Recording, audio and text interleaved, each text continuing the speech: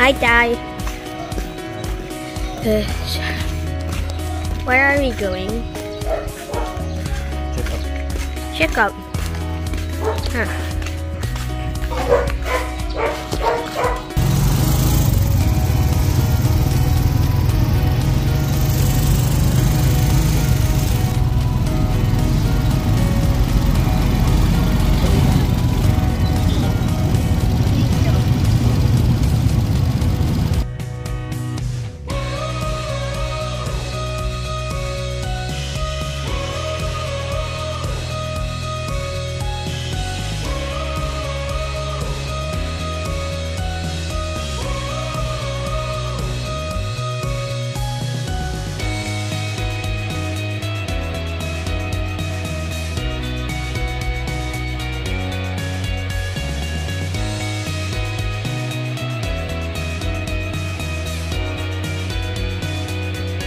Ito yung event ng Kapitolyo kung saan nag-invite sila ng mga dancers kung saan-saan lugar. Kasama namin si Pangga para makita ni Pangga yung mga magagaling na dancers sa iba-ibang lugar dahil siya ay mahilig sumayaw.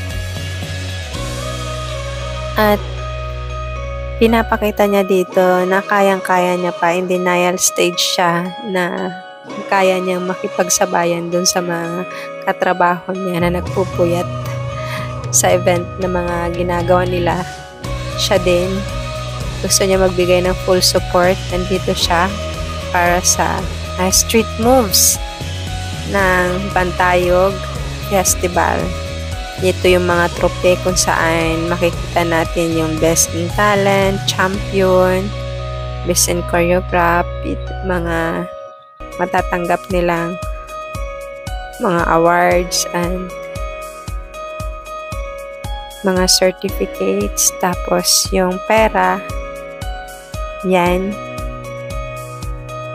Habang sila ay nakaupo sa likod, ako naman ay tinitingnan ko itong mga mapapanalunan ng mga sumasali. Tinitingnan ko lahat ng mga dancers. Yan, very prepared and ready.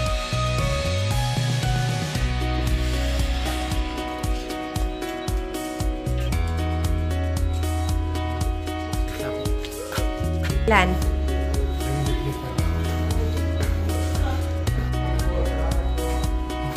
Hi. Kamusta ang dialysis? Ha? Yakap mo ako. Ilan? Ito? Kayang-kaya? Ha? Patingin ng mata. Ayo. Patingin ng lips.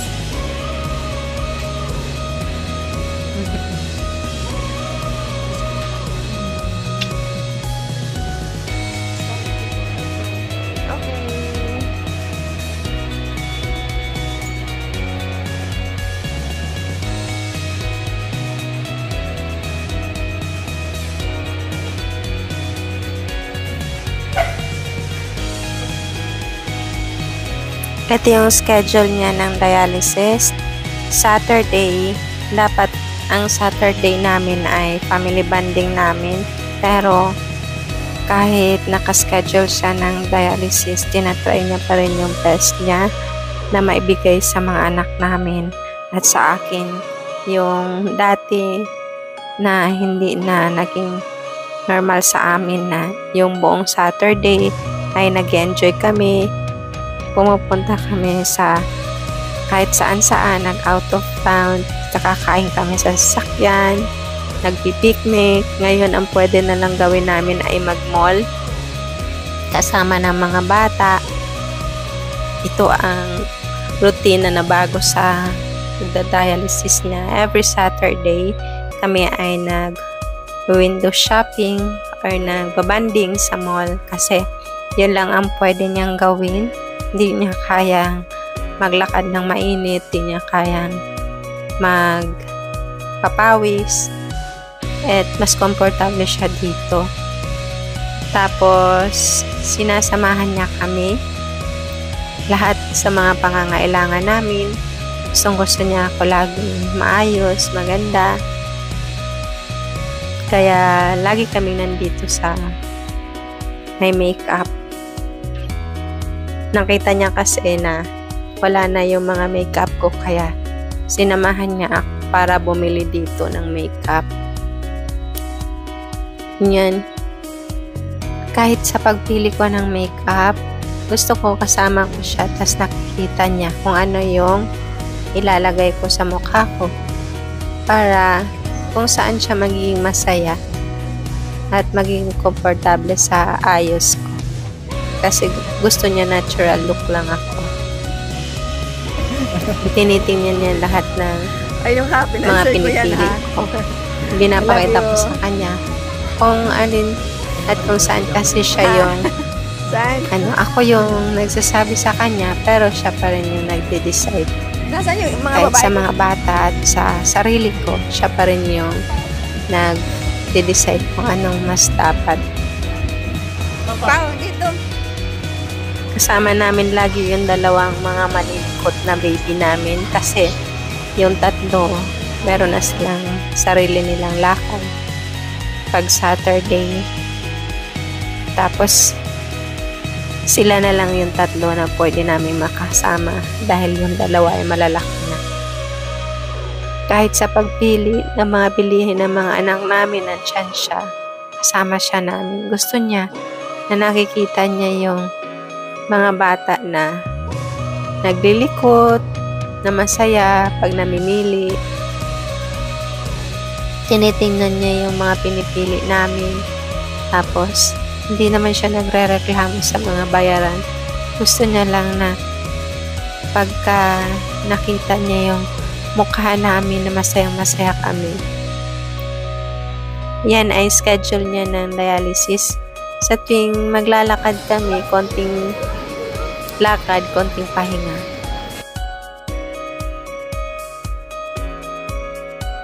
Tinitinan niya lang kami pag kumakain, hindi siya kumakain talaga. Masaya na siya nang nakikita niya kami kumakain ng masasarap. Yan. Kakatapos niya niyan mag-dialysis sa Metropolitan, pauwi na kami ng Bicol. Kumain na muna kami bago kami umuwi ng Bicol. Dinala niya kami dyan sa sobrang sobrang healthy na pagkain na sobrang kamamahal naman. Pero kayang-kaya naman ng bulsa. Kasi nga, mga nasa 200 plus. So, ganun. Pero ang sarap ng pagkain dyan. Panda Restaurant.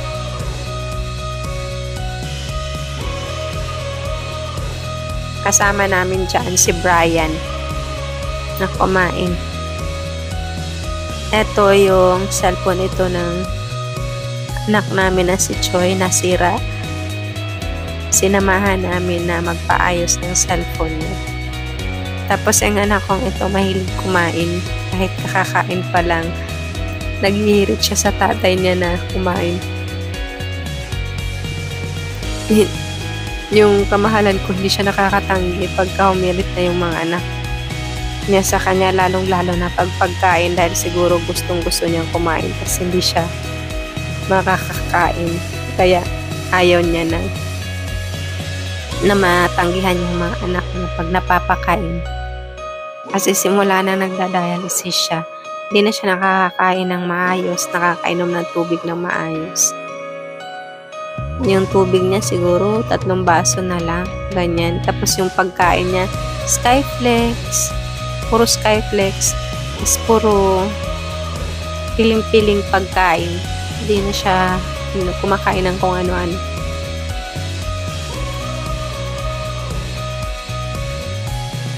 Pagka nagbabakasyon sa amin yung dalawa naming anak, yan si Choi at saka si Ate Yana, kasi malayo na sila sa amin.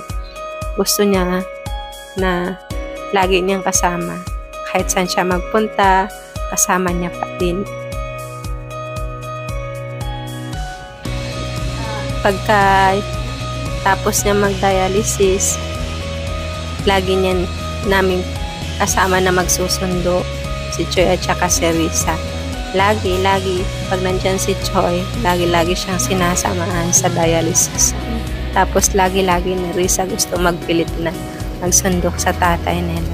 Gusto nila na samahan si tatay nila sa pagdadialysis.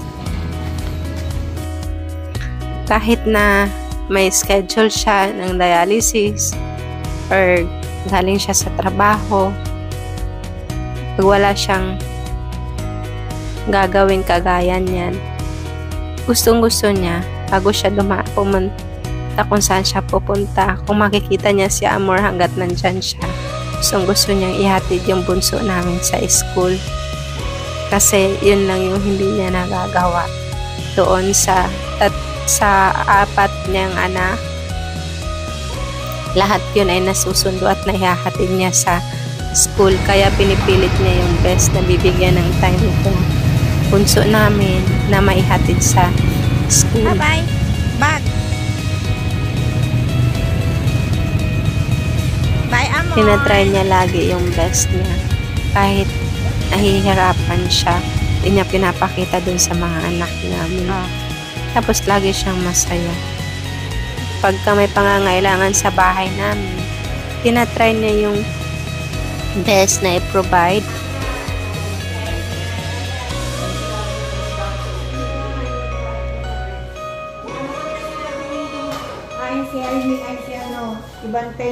Nanay and Seconds. Please follow my Facebook page, Nanay and Seconds, Nanay Nen, Nenen Segundo, Nenen Renato, and also my TikTok account, Nanay and Seconds. Please don't forget to like and subscribe.